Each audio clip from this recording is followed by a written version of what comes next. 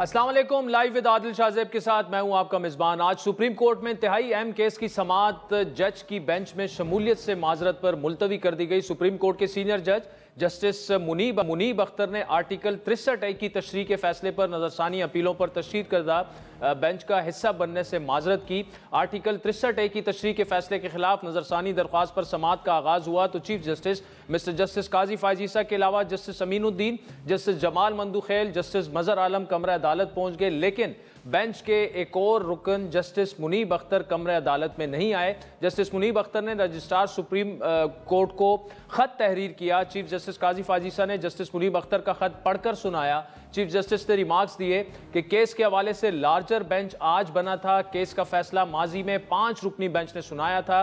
कानून का तकाजा है नजरसानी अपील पर समाअत वही बेंच करे। चीफ जस्टिस ने रिमार्क्स दिए कि जस्टिस मुनीब ने खत में लिखा कि वो आज इस केस में शामिल नहीं हो सकते।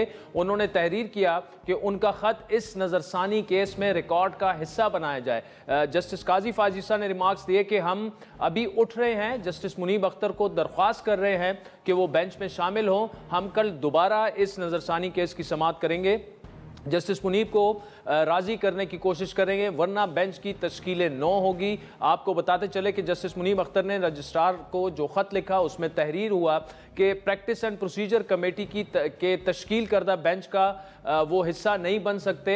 तरमीमी ऑर्डिनेंस के तहत बेंचेस की तश्कील पर सीनियर जज ने खत में आइनी सवालात उठाए हैं। चीफ जस्टिस काजी फायज ईसा ने जवाब में सीनियर जज को तहरीर किया, मगर उन्होंने आइनी सवालात का जवाब नहीं दिया। अफसोस की बात है, चीफ जस्टिस के खत पर एक मुहिम चली। खत में कहा गया कि कमेटी की मीटिंग में चीफ जस्टिस ने सीनियर जज की सरबराही में बेंच तश्कील देने की राय दी। आर्टिकल 63A नजरसानी मामले पर चीफ जस्टिस काजी फायज ईसा पहले कमेटी में अकलियत में थे, तो अब बेंच के सरबराह क्यों बने? वजूहात सामने नहीं आई। लार्जर बेंच में एडहॉक जज जस्टिस मजहर आलम मियां खेल को शामिल किया गया। यह दुरुस्त है कि जस्टिस मजहर आलम खेल जो हैं वो फैसला देने वाले बेंच का हिस्सा थे, लेकिन जस्टिस मजहर आलम मियां खेल की शमूलियत आर्टिकल 182 के खिलाफ है। लिहाजा 63A नजरसानी समाअत के लिए तश्कील बेंच में मौजूद हालात में शमूलियत से माजरत करता हूँ। समाअत के बाद तहरीक इंसाफ के रहनुमा बैरिस्टर अली जफर ने गुफ्तगू करते हुए कहा कि जस्टिस अमीनुद्दीन को चीफ जस्टिस ने नामजद किया। पीटीआई ने फैसला किया था कि 3 जजेस की कमेटी पर एतराज करेंगे। जस्टिस मुनीब ने शायद हमारे इसी नुक्ते पर एतराज किया। फिर ये फुल कोर्ट ही फैसला करेगा कि किस तरह आगे चलना है, क्योंकि ये एक ऐसी पोजीशन हो गई है जो कि ना कानून ना आइन में उसकी गुंजाइश नज़र आती है।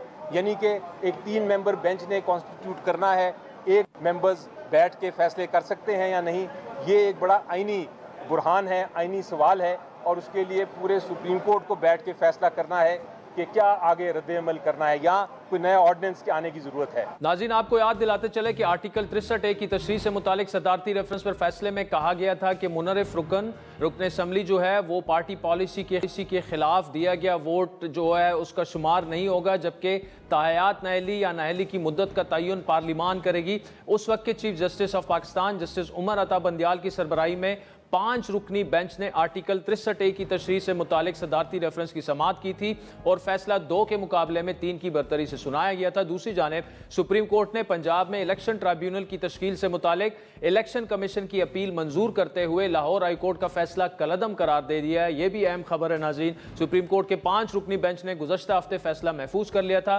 फैसले में कहा गया था कि चीफ इलेक्शन कमीशन और chief justice Lahore high court के दरमियान मुशावरत हो चुकी है।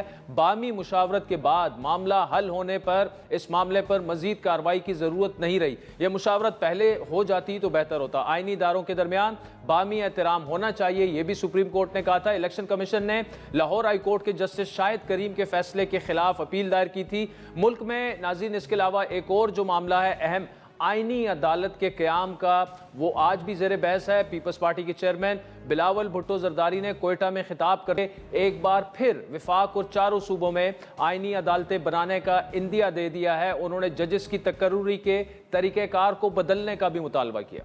अदालत में भी एक ऐसा आईनी अदालत बना सकेंगे जिसमें 4 सूबों का बराबरी का नुमाइंदगी हो। में वो आर्टिकल्स इंसर्ट कर रहे हैं जिससे हम अपना वफाकी आईनी अदालत बनाना चाहेंगे, और इस तरीके से हम ना सिर्फ वफाकी सतह पे फिर सूबे की सतह पे जुडिशल रिफॉर्म्स इंट्रोड्यूस करवा सकें। बिलावल भुट्टो पुरुमीद हैं कि आईनी तरामीम के मामले पर मौलाना फजलुर रहमान से इत्तेफाक राय हो जाएगा, जबकि मौलाना फजलुर रहमान ने आईनी तरामीम के लिए मुल्क में नए इलेक्शन का मुतालबा भी कर दिया है। लेकिन जब उनकी सहाफ़ियों से मुलाकात हुई थी तो वो तकरीबन ऐसे लग रहा था कि सारी चीज़ों पर मान चुके हैं। लेकिन आज साथ साथ उन्होंने केपी के वज़ीर आला अली अमीन गंडापुर के बारे में क्या कहा, वो आप सुन लीजिए। ये पार्लियामान तो इतनी बड़ी तरमीम का हकदार नहीं है, इस पार्लियामान का वो मैंडेट नहीं है कि वो इतना बड़ा काम कर सके।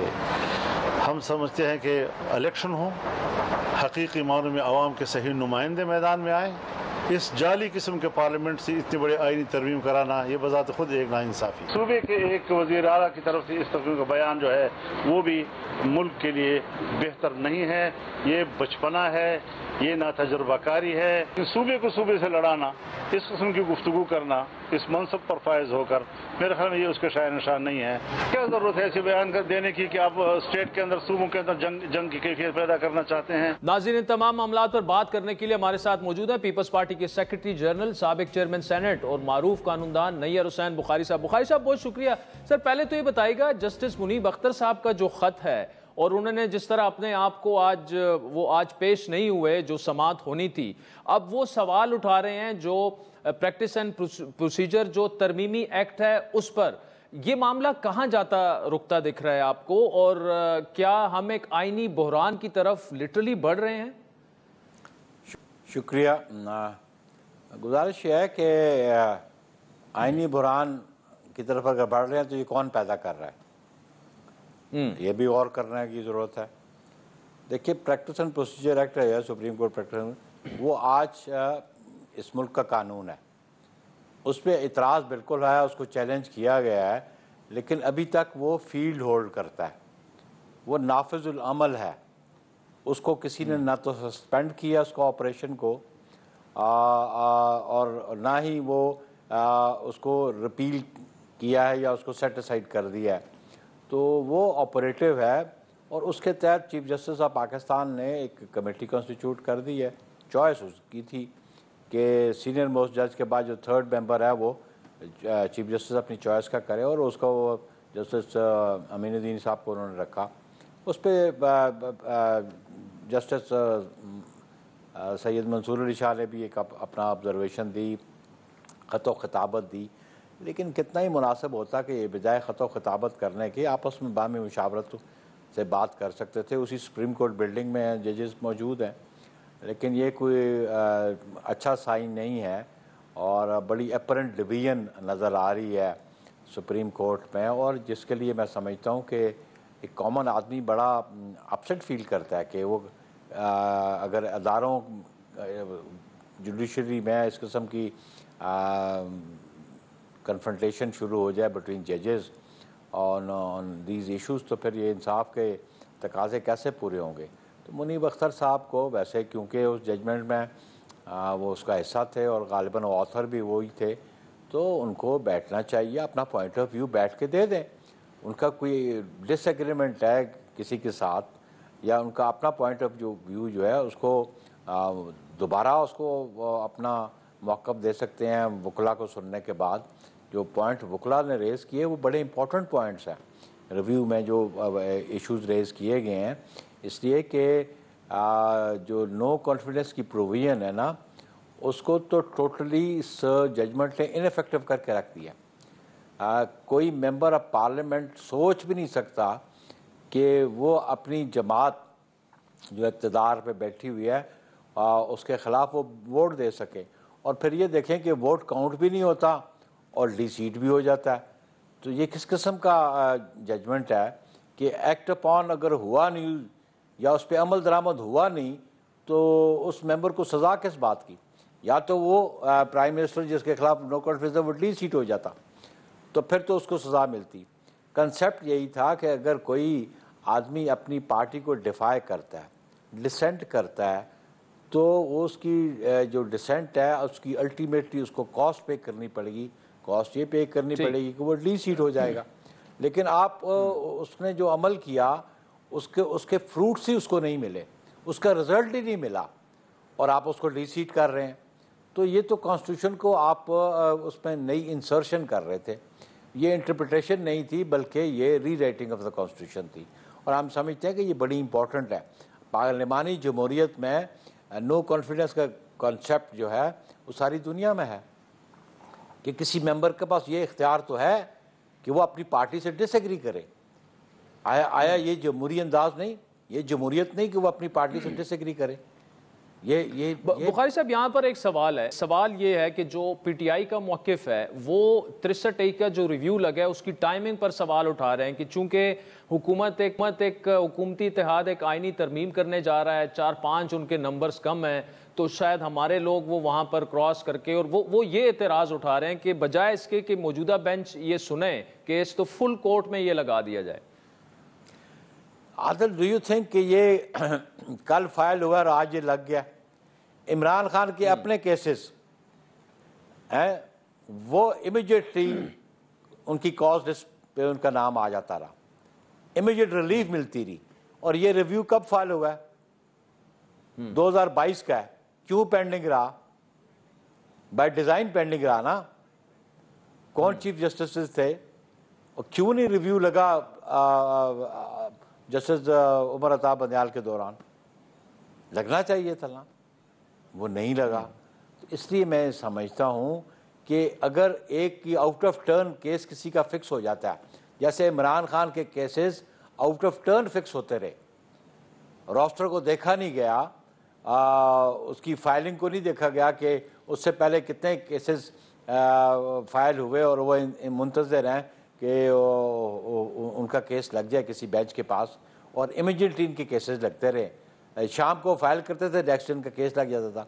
आप ये देखिए कि रिव्यू कितने अरसे का पेंडिंग है। और फिर ये समझते हैं कि अभी पीटीआई के पास तो वो स्ट्रेंथ ही नहीं है पार्लियामेंट में। लीगली स्पीकिंग जो इनकी जजमेंट आई हुई है रिजर्व सीट्स पे, उन पे भी वो 39 MNAs हैं उनके, 41 तो आज भी इंडिपेंडेंट बैठे हुए हैं। तो वो 63A को कैसे ऑपरेटिव समझेंगे उन 41 के लिए अगर कोई वहां से टूट के आ जाता है? तो लीगली इस बात करें ना।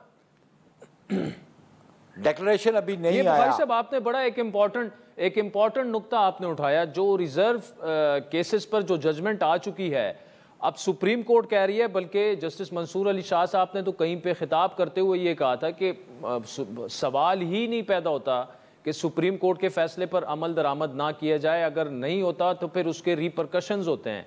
और गवर्नमेंट ने जो है अपनी लेजिस्लेशन कर ली है, तो ये होगा क्या? और अक्टूबर को बड़ा अहम करार दिया जा रहा है, अब मिड अक्टूबर से पहले ही होगा जो भी होगा। नहीं, असल बात है ये कि ये बड़ा एक मिसकंसेप्शन क्रिएट कर दिया गया है पाकिस्तान पीपल्स पार्टी के हवाले से या बाकी जमातों से। हम तो लेजिस्लेशन करते हैं मुल्क की ज़रूरियात के मुताबिक। देखिए, अमेंडमेंट्स क्यों होती हैं? जब हालात व वाक़यात ये तकाजा करते हैं कि कानून जो है उसको ज़्यादा मौसर करने के लिए आपको तरमीम की ज़रूरत पड़ती है। बेशुमार दफ़ा अमेंडमेंट्स होती रही हैं, जो नॉर्मल आपकी लेजिस्लेशन है, जो कवानीन है, और जो कॉन्स्टिट्यूशन की अमेंडमेंट है, इसीलिए उसको 2/3 पे रखा हुआ था कि ये आए दिन इसमें अमेंडमेंट नहीं हो सकती। अंडर सर्टेन सर्कमस्टांसेस आपको ये अमेंडमेंट करनी पड़ती है, और उस पर एक बड़ा स्ट्रिक्ट उसके लिए एक फार्मूला रखा गया या रिक्वायरमेंट रखी गई कि 2/3 के बगैर ये हो नहीं सकता। तो ये नॉर्मल लेजिस्लेशन नहीं है। इसलिए हम समझते हैं कि पाकिस्तान पीपल्स पार्टी एक ब्रॉडर कंसेंसस के हवाले से करना चाहती है, और हम समझते हैं कि इसके लिए पीपल्स पार्टी डायलॉग और डेलिब्रेशंस पे बिलीव करती है। ठीक। अच्छा बुखारी साहब, दूसरा ये बताइएगा, आईनी तरमीम, आप 2-3 दिन पहले पीपल्स पार्टी का वफ्द मौलाना साहब से मिला, उससे पहले हमारी उनसे तफसीली मुलाकात हुई। Where do we stand? मौलाना साहब इस वक्त क्या कह रहे हैं? देखिए, मौलाना साहब का एक मौक़िफ़ था, उस पर हमारी जो मुलाकात हुई आज से 2-3 दिन पहले, पाकिस्तान पीपल्स पार्टी का बड़ा क्लियर मौक़िफ़ था। एक तो कॉन्स्टिट्यूशनल कोर्ट्स पे था, वो जो फेडरल लेवल पे हो और प्रोविंशियल लेवल पे हो, और जो फेडरल शरीयत कोर्ट का जो चीफ जस्टिस हो वो उसकी एक तो टर्म होनी चाहिए और बाकी बाय रोटेशन होना चाहिए। तमाम प्रोविंसेस से को रिप्रेजेंटेशन मिलनी चाहिए और एक टर्म होनी चाहिए। तो उस पर भी इत्तेफाक था मौलाना साहब का, लेकिन उसकी ज़्यादा प्रॉस कॉन्स डिस्कस करने के लिए मौलाना साहब ने ये फरमाया कि उनकी सेनेटर कामरान मुर्तज़ा और उनके भाई ज़ियाउर रहमान साहब ये नवीद कमर साहब के पास आए, मैं भी मौजूद था। हमने अपना ड्राफ्ट जो मुर्तज़ा वहाब के पास था हमने शेयर किया उनके साथ, और उन ड्राफ्ट की जो दिया जो प्रोविजंस थी जिस पे हम अमेंडमेंट लाना चाहते थे वो उनके साथ डिस्कस की। हमने अपना इनपुट दिया और उन्होंने फिर वो ड्राफ्ट ले लिया। उन्होंने कहा जी हम अपनी जमात के साथ इसको डिस्कस करेंगे। हमें ये भी था कि जजेस अपॉइंटमेंट में भी हम समझते थे कि जो 175 आर्टिकल है उसमें जो प्रोसीजर है उसमें पार्लियामेंट्री कमेटी को तो बिल्कुल इनफेक्टिव करके रख दिया था मुनीर भट्टी केस ने, और बाय डिज़ाइन इफ्तिखार चौधरी साहब ने वो पिटीशन मुनीर भट्टी से करवाई और उसमें बहुत सारे लॉयर्स भी पेश हुए और जो वो कमेटी का डिसीजन था उसको अनडू किया। और ये भी मैं अर्ज़ कर दूँ आदिल शाहज़ेब के उस कमेटी को मैं प्रिजाइड करता था जब ये अमेंडमेंट आई 18, तो उसके बाद उसका पहला चेयरमैन मैं था पार्लियामेंट्री कमेटी का, जिसमें चौधरी शुजात साहब मेंबर थे, इसहाक डार साहब मेंबर थे, सरदार मेहताब मेंबर थे, साबर बलोच थे, आफ्ताब शाबान मेरानी थे, आसमा अरबाब थी, और ये हम उस कमेटी के मेंबर थे। और हमने 6 जजेस को डिसअप्रूव किया और इसलिए डिसअप्रूव किया कि जो इनकी रिकमेंडेशंस आई थी कंसर्न चीफ जस्टिस की रिकमेंडेशन को मद्देनज़र रख के हमने डिसअप्रूव किया। लेकिन क्योंकि वो पिक एंड चूज़ की पॉलिसी थी, अपने चैम्बर्स को अकोमोडेट करने की पॉलिसी थी, या जो इफ्तिखार चौधरी की तहरीकियत थे उनको अकोमोडेट करना था, तो उन्होंने हमारी रिकमेंडेशंस को डिसअप्रूव कर दिया। और फिर जिस अंदाज में इन्होंने 19th अमेंडमेंट करवाई वो भी बड़े वाज़ेह है। 18th अमेंडमेंट में जो जुडिशल कमीशन है उसकी जुडिशरी से जो स्ट्रेंथ थी वो 3 थी, इन्होंने 19th अमेंडमेंट के ज़रिए उसको 5 पे लेके चले गए और फिर ये थ्रेट किया कि अगर आप ये अमेंड नहीं करेंगे तो हम इसको 18th अमेंडमेंट को अनकॉन्स्टिट्यूशनल और अनडू कर देंगे। तो हम समझते हैं कि we should revert back to 18th amendment, हमें उसकी तरफ जाना चाहिए। बुखारी साहब आखिर में मैं just to clarify one thing कि जो आपने अभी 3 दिन पहले जब आप गए तो आपने अपना ड्राफ्ट शेयर कर दिया है मौलाना साहब के साथ? जी हमने नहीं, मौलाना साहब की जो टीम थी उनको हैंड ओवर किया हमने ये एक दिन। ठीक, हाँ जी। मतलब जो मौलाना के एतराज़ात थे वो दूर करके एक और ड्राफ्ट जो है मौलाना साहब के पास पहुंच चुका है इस वक्त। लेकिन वो हमने दिया है, उसको वो अपनी मीटिंग में अपनी कमेटी में डिस्कस करेंगे।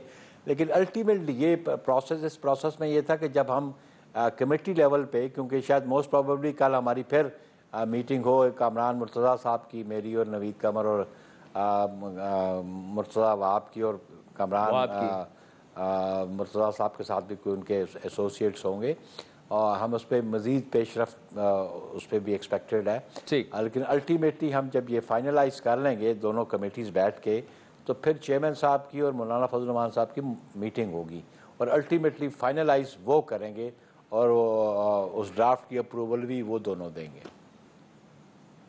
और ये बुखारी साहब आप कब तक एक्सपेक्ट कर रहे हैं? अगले 4 से 5 दिनों में डू यू एक्सपेक्ट कि ये हो जाएगा? होपफुली कल हमारी मीटिंग है, वो हमें रिस्पॉन्ड करेंगे। कामरान मुर्तज़ा साहब के जो ड्राफ्ट हमारा लेके गए थे उस ड्राफ्ट पे उनकी क्या इनपुट है, उस पर कोई इतराज़ है, एग्री करते हैं, डिसएग्री करते हैं, उस पर हम मतलब गुफ्तगू शनीद कर सकते हैं, उस पर डेलिब्रेशन हो सकती हैं। और हम तो एक ब्रॉडर कंसेंसस चाहते हैं कॉन्स्टिट्यूशनल अमेंडमेंट के लिए।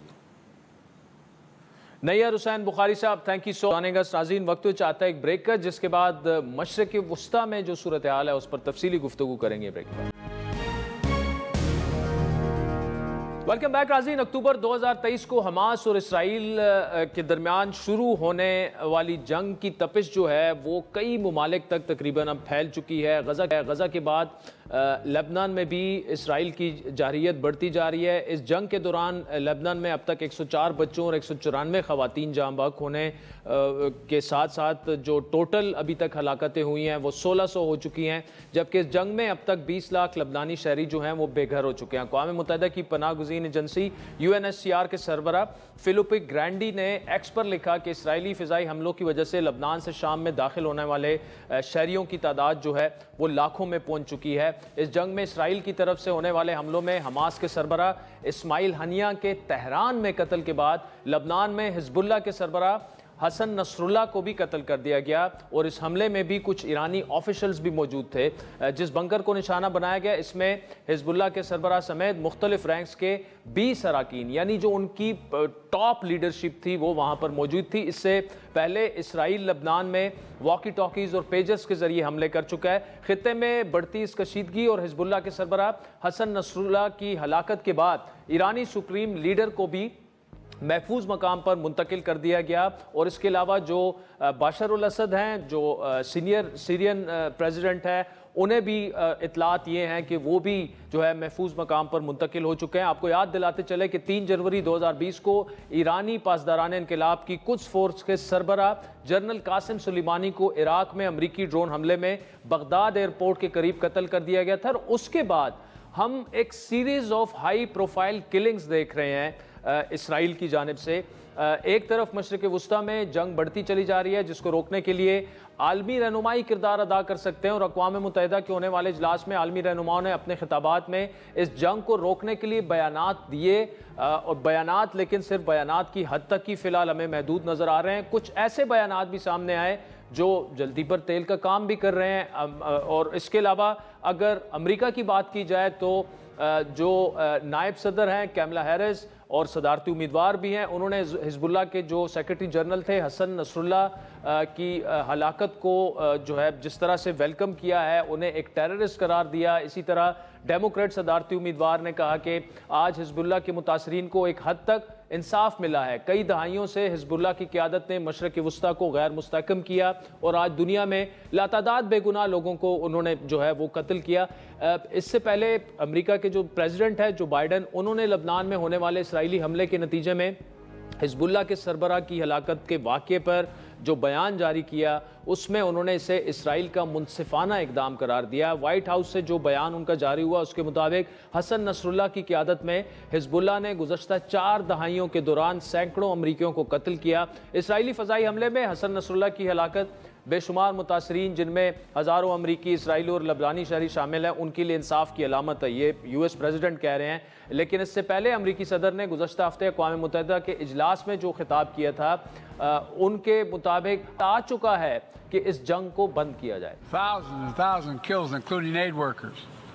Too many families dislocated, crowding into tents, facing a dire humanitarian situation.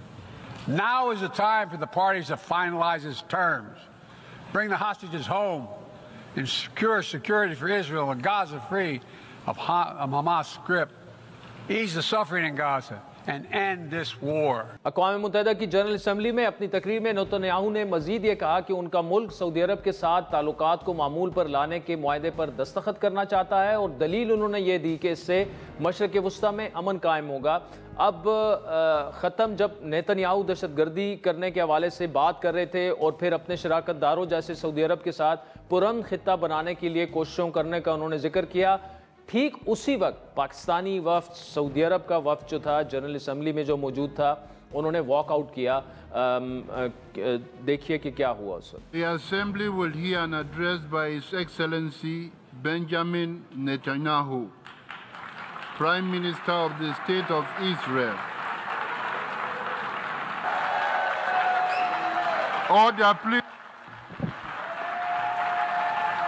Ladies and gentlemen, order.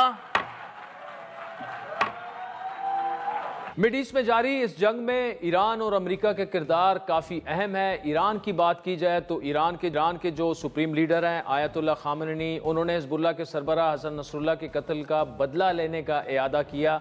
लेकिन यहाँ पर यह मेंशन करना ज़रूरी है कि पिछली 4-5 जो हाई प्रोफाइल किलिंग्स हो चुकी हैं, हमास के सरबराह को तेहरान में जिस तरह से कत्ल किया गया, तो उस वक्त भी ईरान का रिस्पांस यही था कि इसका बदला लिया जाएगा, लेकिन उसके बाद कुछ हमने देखा नहीं। इसी तरह ईरानी वजारत ख़ारजा के तर्जुमान नासिर किनानी ने हफ्तावार प्रेस कॉन्फ्रेंस में जो कहा कि जी लबनान और फ़लस्तीनी इलाकों में मौजूद जो जंगजू हैं वो जारियत के ख़िलाफ़ अपना दिफा करने की सलाहियत और ताकत रखते हैं। इस्लामी जमहूरिया ईरान की इजाफ़ी या रज़ाकार फ़ोर्स भेजने की ज़रूरत नहीं, क्योंकि ख़बरें ये चल रही थी कि शायद लबनान में जो है वो ईरान अपनी फ़ौजें भी भेज सकता है। अब जो ईरानी तर्जुमान का ये कहना था कि ईरान जंग से खौफज़दा नहीं, लेकिन वो इसका आगाज़ नहीं करना चाहते, जबकि अमेरिका ने मशरक़ वस्ता में अपने फ़ौजी बेचने का इंदिया भी दिया है। जो रिपोर्ट सामने आ रही हैं उसके मुताबिक लबनान पर इसराइल के हमलों की वजह से अमरीकी सदर जो बाइडन ने पेंटागन को ये हिदायत की है कि ख़ित्ते में दस्तों की सूरत हाल का असर-ए-नौ जायज़ा लिया जाए और मज़ामत की सतह को बढ़ाने और तमाम अमरीकी मकासद को पूरा करने पर जो है वो तवज्जो दी जाए। ख़ित्ते में बढ़ती हुई कशीदगी और इस हवाले से अमरीका क्या सोच रहा है, ईरान किस तरह से रिएक्ट कर सकता है, इसके बाद हिजबुल्लाह क्या करेगा, तफसीली गुफ्तगू करेंगे। हमारे साथ वाशिंगटन से मौजूद हैं वॉइस ऑफ अमेरिका से वाबस्ता सहाफ़ी इरम अब्बासी और मारूफ सहाफ़ी लंदन से सकलैन इमाम साहब मौजूद हैं, जबकि आगे चलकर senior director Newlines institute Kamran Bukhari sahab और वाशिंगटन में ही मुकीम मारूफ तज्जियाकार उज़ैर यूनस भी हमें ज्वाइन करेंगे। सकलैन इमाम साहब, thank you so much for joining us. Hassan Nasrallah से पहले हमास के सरबरा इस्माइल हनिया की हलाकत वो भी तेहरान में, अब हसन नसरुल्लाह, क्या लग रहा है आपको मिड ईस्ट में हो रहा क्या है? क्या ये शो करता है कि हिजबुल्लाह हो या ईरान हो या हमास फॉर दैट मैटर कि इसराइल की जो एक मिलिट्री माइट है या जितनी इंटेलिजेंस तेहरान के अंदर घुस के या हसन नसरुल्लाह की जिस तरीके से हलाकत की गई वो अनचैलेंजेबल है, उसको कोई चैलेंज अब नहीं कर सका मशरक़ वस्ता में? देखिए, ये आपने सही बात की है कि इस वक्त वाकई जो इसराइल की मिलिट्री माइट है ये अनचैलेंजेबल है, और उसकी बहुत बड़ी वजह ये कि इसराइल खुद एक तरक्की याफ्ता मुल्क है टेक्नोलॉजिकली और फाइनेंस के लिहाज से भी, इकॉनमी के लिहाज से भी। दूसरी ये कि जो दुनिया की इस वक्त इस यूनिपोलर वर्ल्ड में जो सबसे बड़ी मिलिट्री माइट है वो है यूनाइटेड स्टेट्स ऑफ अमेरिका, उसकी मुकम्मल हिमायत हासिल है। तो उसकी मुकम्मल हिमायत का मतलब सिर्फ सियासी बयानात नहीं है, बल्कि असलहा से लेकर, टेक्नोलॉजी से लेकर, सर्वेलेंस से लेकर, अवैक्स से लेकर, सेटेलाइट सपोर्ट से लेकर हर चीज़ इसराइल के डिस्पोजल पे है। और अमेरिका ने खुला ऐलान किया हुआ है कि वो इसराइल का हर हाल में दिफा करेगा। तो ऐसी हालत में इसराइल से टकराना किसी भी मुल्क के लिए फ़िलहाल मुमकिन नहीं, ख़ासतौर पर इस खित्ते के ममालिक के लिए।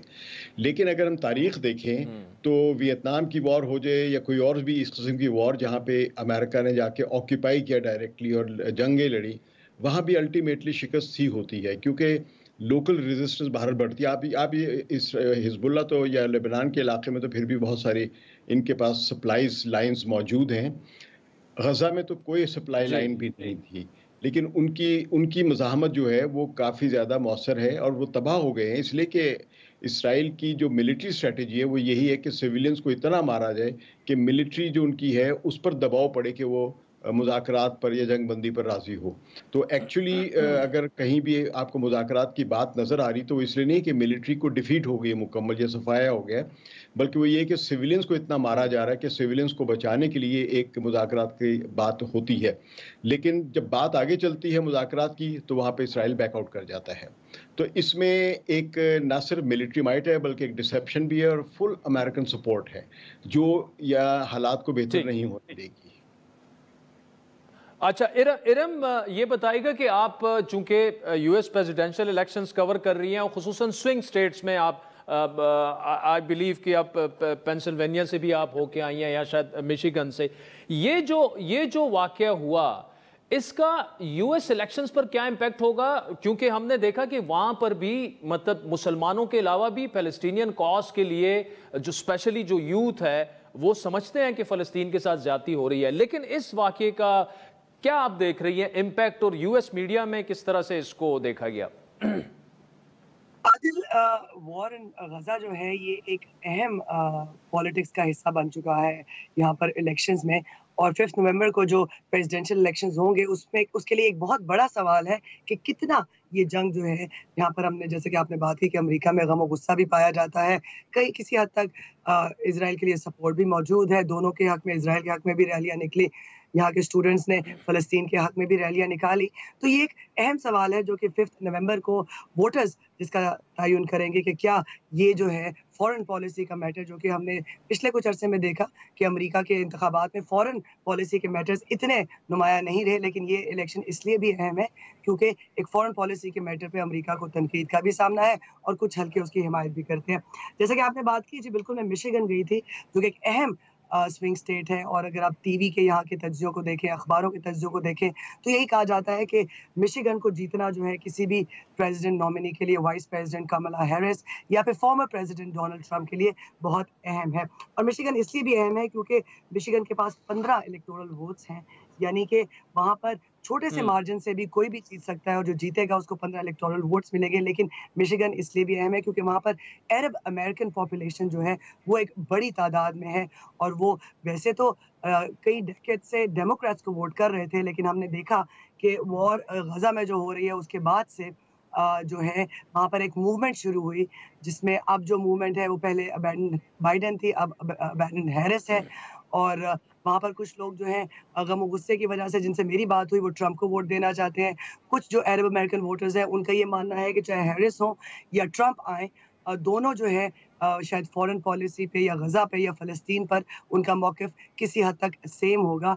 लेकिन जैसा कि मिशिगन की अहमियत के बारे में हम बात कर रहे हैं, तो ये वो स्टेट है जिसने हिलरी क्लिंटन को 2016 में वोट नहीं दिया और डोनाल्ड ट्रंप जो है वहाँ से जीते, जो कि एक बड़ा अपसेट था। और फिर हमने देखा कि 2016 में ट्रंप जो है वो प्रेसिडेंट बनकर सामने आए थे। तो इसलिए मिशिगन के साथ साथ पेंसिल्वेनिया बहुत अहम स्टेट है, नॉर्थ कैरोलिना और कुछ और चंद स्विंग स्टेट्स हैं जहाँ पर वोट स्विंग होता रहता है, इसलिए उन पर अहम नजर रहे। ठीक है।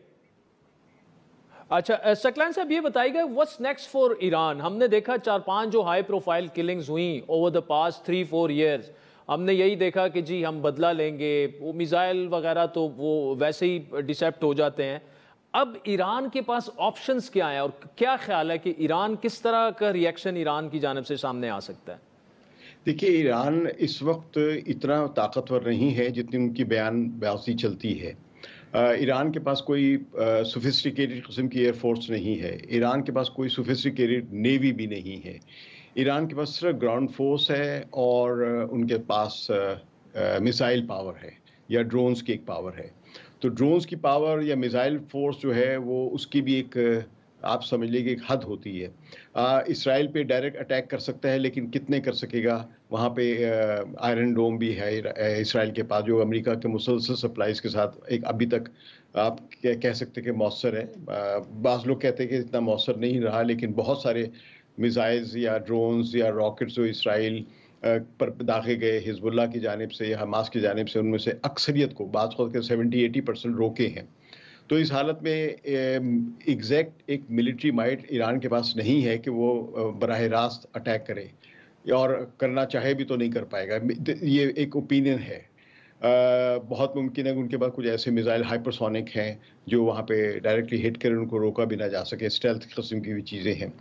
लेकिन एक सियासी मसला ईरान का सबसे बड़ा है कि ईरान के अंदर अभी जो इब्राहिम रईसी के बाद जो इलेक्शंस हुए थे उसमें जिसको कहते अचानक एक ब्लैक हॉर्स सामने आ गया, और जिसके जीतने के इम्कान बज़ाहिर कम नज़र आ रहे थे, लेकिन वो रन ओवर में यानी सेकेंड फेज़ में इलेक्ट हो गए। वो है मसूद पेज़ेश्कियान। मसूद पेज़ेश्कियान उस हल्के से मुंतखब हुए हैं या उस हल्के ने मुंतखब किया है जिनको रिफॉर्मर्स या इस्लाह पसंद कहा जाता है।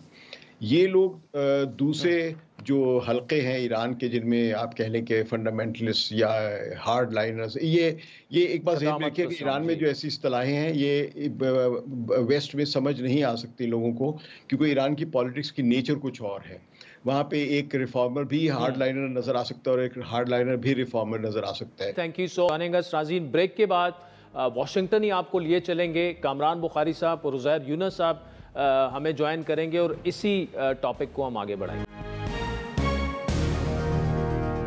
वेलकम बैक नाज़रीन। ब्रेक से पहले वाशिंगटन से हमें इरम अब्बासी और लंदन से सकलैन इमाम साहब ने ज्वाइन किया था। जो मशरक़ वस्ता की सूरत हाल है जो एक जर्नलिस्टिक व्यू है और जिस तरह मीडिया उसे रिपोर्ट कर रहा है उस पर तफसीली गुफ्तगू की। इस वक्त हमारे साथ मौजूद हैं senior director Newlines institute Kamran Bukhari sahab, और वाशिंगटन में मौजूद मारूफ तज्जियाकार उज़ैर यूनुस साहब भी हमारे साथ मौजूद हैं। कामरान बुखारी साहब, आपने एक series of high profile killings हमने देखी, एक तो ये कि ये इसराइली जो मिलिट्री माइट है और जो उनकी इंटेलिजेंस है वो कितनी शार्प हो चुकी है कि तेहरान के अंदर भी वो जाके इस्माइल हनिया को हलाक कर सकते हैं। फिर हसन नसरुल्लाह के साथ जो बिल्कुल उनकी जो टॉप टियर लीडरशिप थी वो भी चली गई।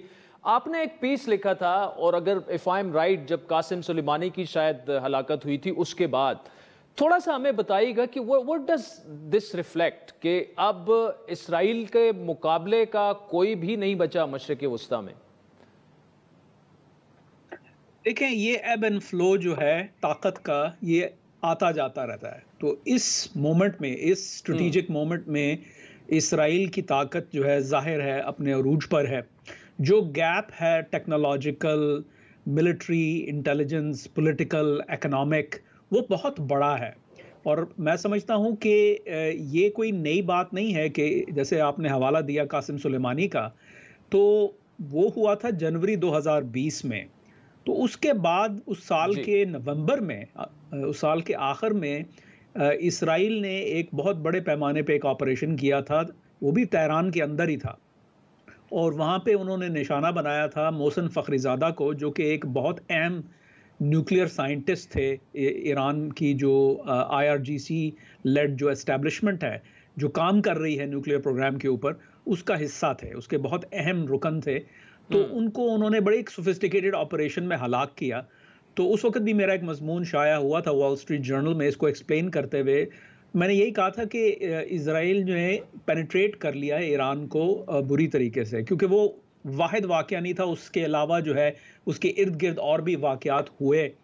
तो ये चीज़ आई थिंक परफेक्ट कर ली गई है ओवर द इयर्स। और अब तो फाइनेंशियल टाइम्स की एक रिपोर्ट है, वीकेंड के ऊपर आई थी, जिसने बड़ी डिटेल में बताया था कि किस तरीके से उन्होंने लेबनान के अंदर अब हिजबुल्लाह के जो लीडरशिप है उनके बारे में अपनी इलेक्ट्रॉनिक इंटेलिजेंस, अपनी ह्यूमन इंटेलिजेंस को बेहतर किया, और बहुत ज़्यादा बेहतर किया है। मालूम होता है कि ये बेहतरी या ये प्रोग्रेस जो है कुछ अरसे से इसराइल के पास थी, और जो सियासी डिसीजन लेना था वो बाकी था कि भाई इसके ऊपर एग्जीक्यूट कब किया जाए। तो मैं समझता हूँ कि ये कोई नई बात नहीं है और इसका तोड़ नहीं है। और मैं इसी वजह से समझता हूँ कि ईरान की तरफ से और उसके एलाइज की तरफ से एक मिसकैलकुलेशन हुई है, जो कि होती है अमूमी तौर पे जंगों में, कोई ना कोई जो है एक्टर जो है कहीं ना कहीं मिसकैलकुलेट करता है। तो मैं समझता हूँ थोड़ी जल्दबाजी का मुजाहरा किया उन्होंने, ये सोचा कि भाई हमास से हमला करवा दिया, हिजबुल्लाह से जो है के पास जो आर्सनल है उसका कोई तोड़ नहीं है इसराइल के पास, फिर हूतियों को एक्टिवेट कर दिया। इसी तरीके से Shia militias in Iraq and Syria, ये सब के सब ये जो आप यूँ समझें जो कल पुर्जे हैं उनकी स्ट्रेटजी के, जो बिसात उन्होंने एक बनाई थी शतरंज की ईरान ने, तो उनको जो बिसात बिछाई थी तो वो समझ रहे थे कि शायद इससे जो है वो इसराइल पे बहुत दबाव डाल सकें। लेकिन जो है वो अब बिल्कुल क्लियर हो चुका है कि इसराइल जो है का पास इसका तोड़ है। तो आई थिंक हम इस मोमेंट में हैं इस वक्त, आगे चल के देखें क्या होता है, लेकिन फिल वक्त ये सूरत हाल है।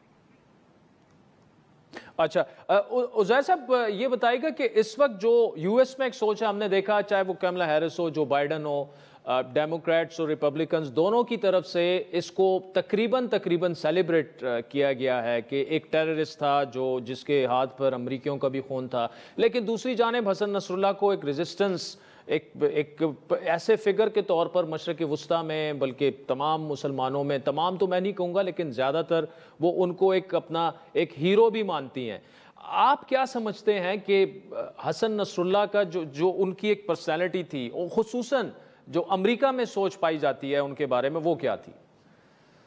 आदिल, देखें, अमेरिका में इस वक्त इलेक्शंस का माहौल है, और उस इलेक्शंस के माहौल के अंदर कामला हैरिस या सदर बाइडन हो या दूसरी तरफ डोनाल्ड ट्रंप हो, दोनों के दोनों जो हैं वो इजराइल के साथ खड़े हैं। उसकी स्ट्रेटिजिक वजूहात भी हैं, अलाई है इजराइल अमेरिका का, लेकिन इलेक्टोरल जो वजूहात हैं वो भी हमारे सामने हैं कि वो चाहते नहीं हैं कि इस मौके पर उनके ओपोनेंट को पॉलिटिकली एक मौका मिले कि वो कहें कि आप इजराइल के साथ कम खड़े हैं या शाना बशाना नहीं खड़े। एक तो ये, दूसरा ये कि मिशिगन और पेंसिल्वेनिया जैसी स्टेट्स के अंदर जहां अरब और मुसलमान वोट बड़ी अहमियत रखता है, वहाँ फ़लस्तीन अक्टूबर 7 के बाद से एक बहुत बड़ा इशू बन के सामने आया है और उसमें इंगेजमेंट जारी है कम्युनिटी और पॉलिटिकल लीडर्स बिलखुसूस डेमोक्रेट्स की साइड पे। लेकिन जहाँ तक हसन नसरुल्लाह और हिजबुल्लाह का ताल्लुक़ है इस पूरे कॉन्फ्लिक्ट के साथ, तो अरब कम्युनिटी के अंदर भी हसन नसरुल्लाह को इतना ज़्यादा अच्छे तरीके से नहीं देखा जाता अमेरिका में। वो इसलिए क्योंकि चाहे वो सीरियन हो या लेबनीज़ हो या इराक़ में और भी लोग हों, हिजबुल्लाह के हाथों पे उनका खून ज़्यादा है बनिस्बत इजराइलियों का। तो उसकी वजह से हमने देखा कि सदर बाइडन हो या कामला हैरिस हो या जैरेड कुशनर, डोनाल्ड ट्रंप के जो दामाद हैं, उन्होंने भी इस बारे में कहा, एक तरह से सेलिब्रेट किया।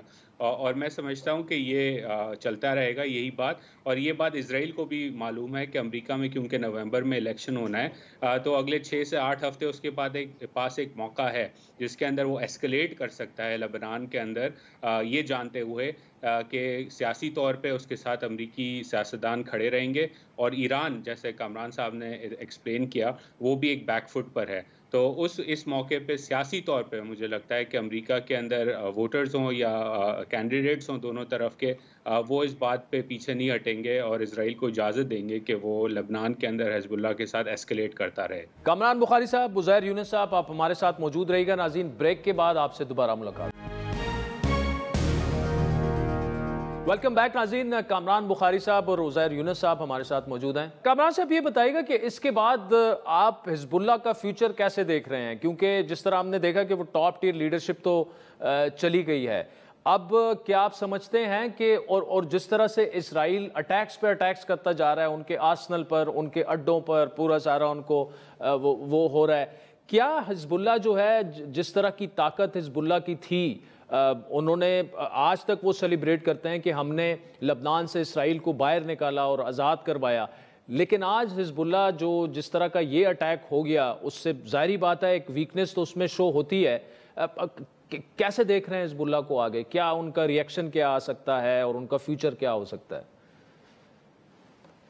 जी आदिल, ये बहुत अच्छा सवाल है। तो इसके 2-3 पहलू हैं, मैं जल्दी से जो है इसके ऊपर जो है ना ज़रा रोशनी डालना चाहूँगा। कि पहली बात तो ये है कि हिजबुल्लाह हकीकी मानों में, ओरिजिनल मानों में एक गुरिल्ला मूवमेंट का नाम है। तो कन्वेंशनल मिलिट्री कैपेबिलिटी इन्होंने हासिल कर ली over the years, over the decades, लेकिन उनका जो असल है, जो बेसिकली जो कोर उनका फंक्शन है, वो एक गुरिल्ला मूवमेंट का, एक इंसर्जेंट फोर्स का है। इसराइलियों को ये बाखूबी पता है, उनकी एक 18 साल जो है ना तजर्बा है, जिसमें उनको जो है एक तरह से पसपाई हुई और वहाँ से इनखला करना पड़ा सन 2000 में, और फिर 2006 की जंग भी वो जीत नहीं सके जो 6 साल बाद हुई थी। तो ये चीज़ें इजरायली भूले नहीं हैं। तो मैं समझता हूँ कि देखें, कोई भी इस तरह की तंजीम होती है ना, तो इसको ऐसे समझें कि इस वक्त इस हिजबुल्लाह की जो ऑफेंसिव कैपेबिलिटीज़ हैं, जो वॉर मेकिंग कैपेबिलिटीज़ हैं, जो इसराइल को वो के खिलाफ जो वो कार्रवाई कर सकता है, उसको मैं समझता हूँ बहुत नुकसान पहुँचा है, और तंजीमी तौर पे भी नुकसान पहुँचा है।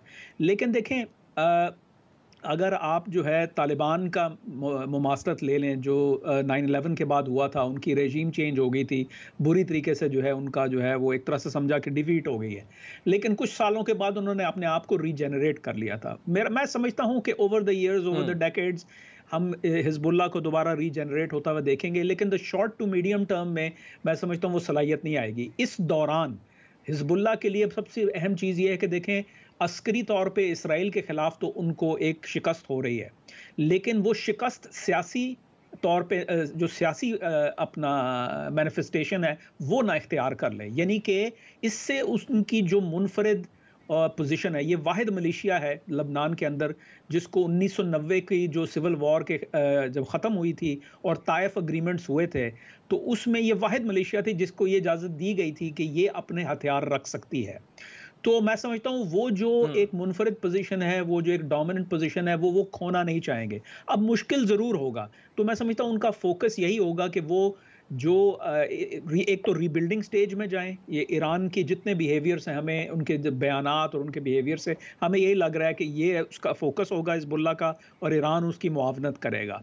एक सेटबैक हुआ है, उससे अब रीबिल्डिंग स्टेज में जाना है, लेकिन साथ ही साथ अपनी सियासी साख को वो जो है मुस्तहकम करना है, और अब ये देखना है कि वो कैसे होगा। I think that will become in the weeks and months ahead, वो चीज़ जो है वो ज़्यादा जो है अहम हो जाएगी बजाय इसके कि इसराइल क्या कर रहा है। और उसमें फिर ख़तरा ये है कि जो है खाना जंगी का ख़तरा है कि जो है अगर जो है वल्नरेबल अपने आप को हिजबुल्लाह पाए या दूसरे लोग अपने आप को ज़्यादा मजबूत समझें या मौका देखें, जो प्रो सऊदी कैंप है, जो मुखालफीन है हिजबुल्लाह का, तो वो फिर खाना जंगी की तरफ जाने का एक रिस्क है। अच्छा उज़ैर साहब, ये बताइएगा, आपने अरब वोटर्स की तो बात की, देखें तकरीबन 6-7 स्विंग स्टेट्स हैं जो कि किसी भी तरफ जा सकते हैं प्रेसिडेंशियल इलेक्शंस में। जो एक पैलेस्टीनियन कॉज है, हमें कुछ चंद माह पहले याद था और आपसे तफसीली गुफ्तगू भी उस पर हुई थी कि अक्रॉस यूएस जो यूनिवर्सिटीज़ थी वो स्टूडेंट्स निकल आए थे, उनमें अरब के अलावा मतलब इवन अमेरिकन काफ़ी शामिल थे, बाकी सारे लोग थे। ये जो एक वाक़या हुआ, इसका उन वोटर्स पर क्या इम्पैक्ट हो सकता है?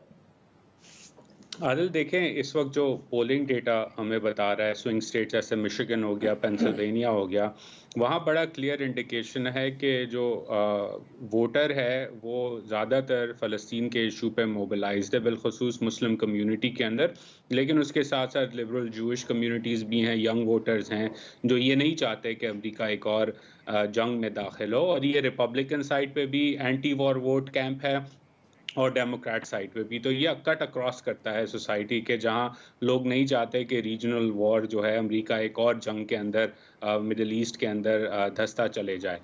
लेकिन इसके साथ साथ हमें ये भी याद रखना होगा कि अमेरिकी इलेक्शंस के अंदर फॉरेन पॉलिसी जो है वो इतना बड़ा टॉपिक नहीं होता। इस वक्त महंगाई, इमिग्रेशन, ख़वातीन के हकूक़, ये टॉप 3 इशूज़ हैं इलेक्शंस के अंदर। तो हाँ, एक छोटे ग्रुप के लिए, बिलखुसूस मुस्लिम अमेरिकन के लिए गज़ा और फ़लस्तीन एक बहुत बड़ा इशू है, लेकिन वहाँ भी एक तरह से प्रैग्मेटिक गुफ्तगू हो रही है कि क्या डोनाल्ड ट्रंप अगर आ गए तो इस कॉज को फ़ायदा होगा कि नुकसान, ज़्यादा नुकसान होगा, काफ़ी लोगों का ये कहना है। और दूसरी तरफ अगर आप कामला हैरिस इलेक्ट होती हैं तो मोस्ट लाइकली जो इस वक्त पॉलिसी अमेरिका की वही चलती रहे, शायद उसमें थोड़ी सी ट्वीकिंग हो आगे पीछे, लेकिन डोनाल्ड ट्रंप तो और उनके दामाद तो खुल के कह चुके हैं गज़ा में होटल्स बननी चाहिए और फ़लस्तीनियों को निकालना चाहिए।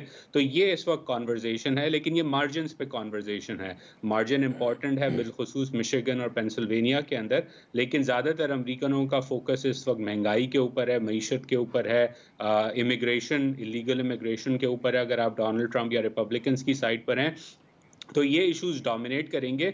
लेकिन इसके साथ साथ जो एडमिनिस्ट्रेशन है डेमोक्रेट्स की, उनको भी ये मालूम है कि उन्हें प्रिवेंट करना है कि किसी तरह ईरान जंग में दाखिल ना हो और किसी तरह इजराइल ईरान को जंग के अंदर ना खींच ले, क्योंकि अगर ये होता है अगले 6 से 8 हफ्तों में तो इसका नुकसान सियासी तौर पे जो Biden and by extension Kamala Harris को होगा। तो उनकी जो स्ट्रैटेजी है वो ये है कि किसी ना किसी तरह इजराइल को कन्विंस किया जाए कि वो एक महदूद हद तक आगे बढ़े हिजबुल्लाह के अगेंस्ट भी, और रीजनल कॉन्फ्लिक्ट जो है वो ना शुरू हो जाए पूरे रीजन के अंदर।